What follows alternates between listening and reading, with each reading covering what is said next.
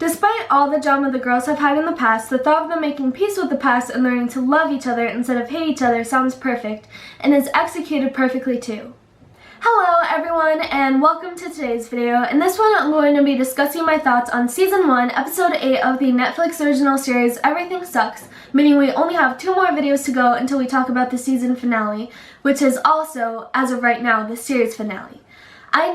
know, we don't want these videos to come to an end, and we don't want the show to end either, but I promise I'll do my best to make these as entertaining as possible so we can end this with a smile on our faces, and know that my channel isn't over and their acting careers aren't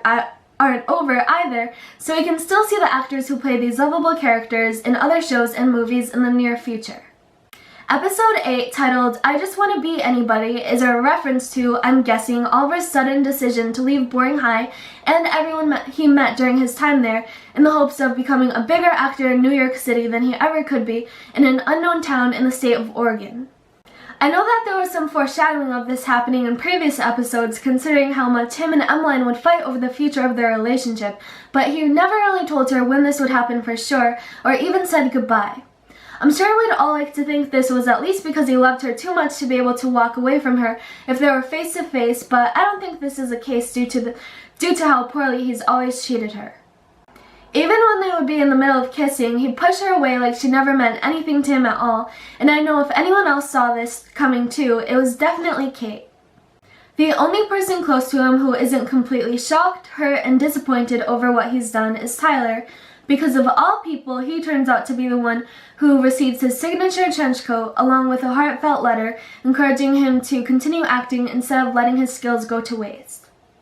Tyler is even the deliverer of the news, boarding a bus from Boring High School in Oregon to Dominguez Rocks in California with the rest of his classmates as Oliver is on his own to get to where he wants to go.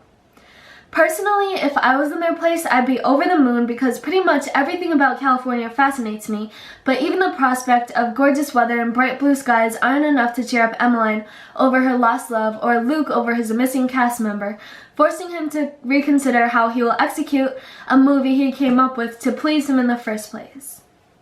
That is, until the brilliant minds of Kate and Luke are combined once again, giving them the perfect excuse to replace Oliver with McQuaid, meaning he will share his first ever kiss with the same girl he was laughing with for the first time in what seemed like forever just the other day, Emmeline. Her room is actually the one right across from theirs at the hotel, but instead of crying over Oliver, she's talking it out with Kate, who says everything she needs to hear, not only to make her realize that she can live without him, but also that she can move on from him with someone else. They almost go as far as to kiss, the only thing stopping them, Leslie's unexpected entrance into the room. I don't know about you guys, but I feel like this kiss was meant to happen all along, and now I have a new couple to ship the way we should all be shipping Ken and Sherry. Despite all the drama the girls have had in the past, the thought of them making peace with the past and learning to love each other instead of hate each other sounds perfect, and is executed perfectly too. The next morning, the students of Boring High are able to do everything they need to get done in order to pick up where they left off on their movie, but Kate and Emmeline aren't, as Kate has other obligations to meet first.